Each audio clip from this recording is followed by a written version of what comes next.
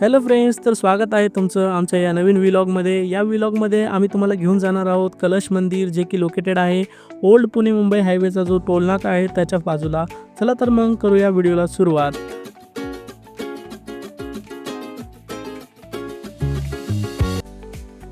दिवस मावळण्याची वेळ झालेली होती मित्रांनो. जवळपास 5:30 वाजले होते आणि सूर्य मावळत होता.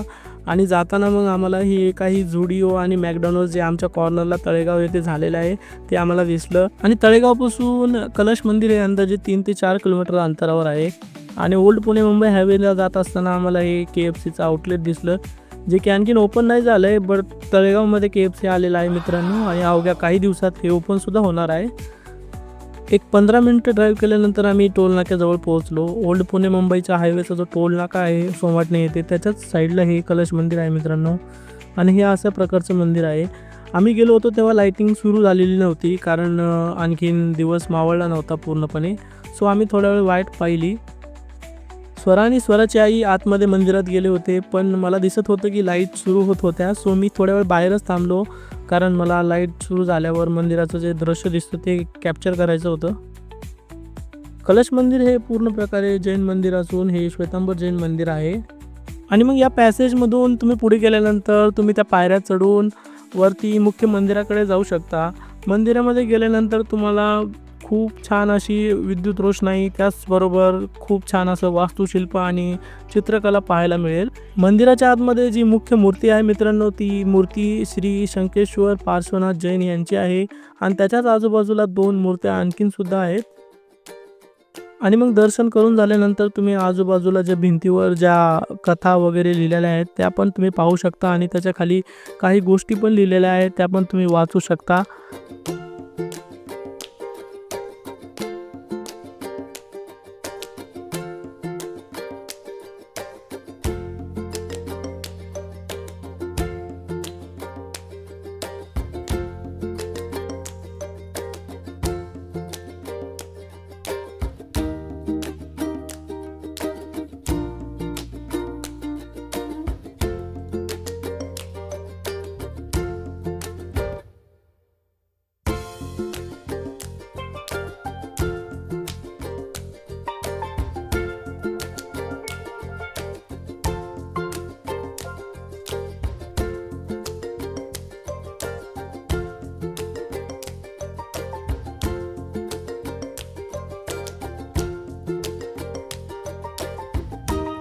दर्शन करून बाहेर आल्यानंतर काही अशा प्रकारचं दृश्य तुम्ही पाहू शकता मित्रांनो, कशाप्रकारे हे कलश मंदिर दिसतं. आणि मग परिक्रमा करता करता तुम्हाला पुढे गेल्यानंतर एक अंडरग्राऊंड रस्ता आहे, जे की मंदिराच्या खाली जातो. ही एक मेडिटेशन रूम आहे आणि जिची सजावट खूप छान प्रकारे केली आहे, आणि तिथे वेगवेगळ्या प्रकारचे संदेशसुद्धा दिलेले आहेत. चला तर मग आपण पाहूया ही रूम कशी डेकोरेट केलेली आहे ते.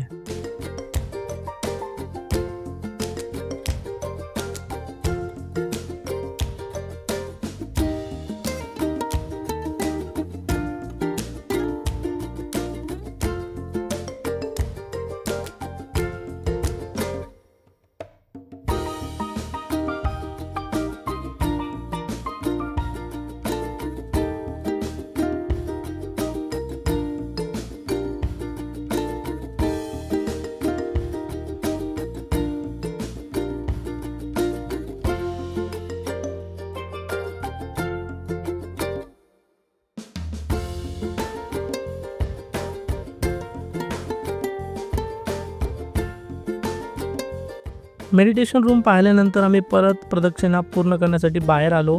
आणि बाहेर आल्यानंतर तुम्ही हे जे मागील साईडला जे शेड आहे ते पाहू शकता. आणि या शेडमध्ये महाप्रसादाचं वाटप केलं जातं मित्रांनो. आणि जर तुम्ही महाप्रसाद घेण्याच्या उद्देशाने ट्रिप प्लॅन करत असाल तर ही माहिती तुमच्या खूप कामाला येईल. जर तुम्ही महाप्रसाद घेण्यासाठी येत असाल तर लक्षात घ्या की येथे फक्त सकाळी आणि दुपारी महाप्रसाद मिळतो. सकाळी त्याची प्राईज 120 रुपये असते, आणि दुपारी आल्यानंतर त्याची प्राईज 140 रुपये असते. दुपारी जवळपास 2 वाजेपर्यंत येथील महाप्रसाद सुरू असतो. कारण आम्ही संध्याकाळच्या वेळेला गेलो होतो तर तिथे संध्याकाळी कसल्याही प्रकारच्या महाप्रसादाची सोय नाही आहे. सो आम्ही परत प्रदक्षिणा पूर्ण करण्यासाठी मंदिराच्या समोरील साईडला निघालो.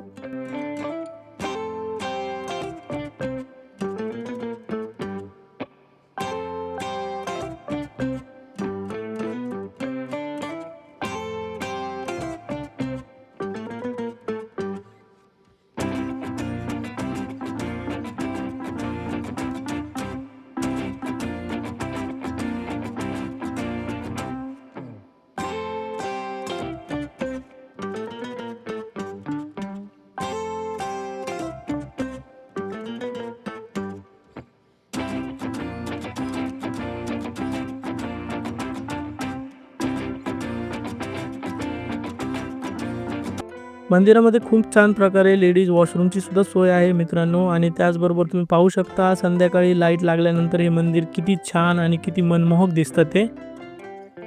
जर तुम्ही या मंदिराला व्हिजिट करण्याचा प्लॅन करत असाल तर नक्कीच तुम्ही संध्याकाळी किंवा रात्रीच्या वेळेला या मित्रांनो.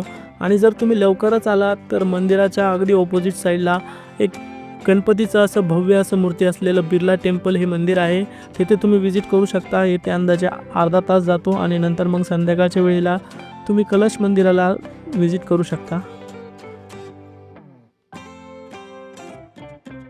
या व्हिडिओमध्ये आपण फक्त कलश मंदिर एक्सप्लोर करणार आहोत मित्रांनो. आणि मे बी आमच्या अपकमिंग व्हिडिओजमध्ये आम्ही बिर्ला टेम्पल जे की गणपतीचं एक मोठं जे स्टॅच्यू आहे ते मंदिर आम्ही एक्सप्लोर करणार आहोत. आणि आमचे अपकमिंग व्हिडिओज पाहण्यासाठी आमच्या चॅनलला सबस्क्राईब करा. आणि जर तुम्हाला आमचा हा व्हिडिओ आवडला असेल मित्रांनो तर आमच्या व्हिडिओला लाईक करा आणि शेअर करा. या व्हिडिओमध्ये येथेच थांबू मित्रांनो आणि भेटूया नेक्स्ट व्हिडिओमध्ये. Bye bye.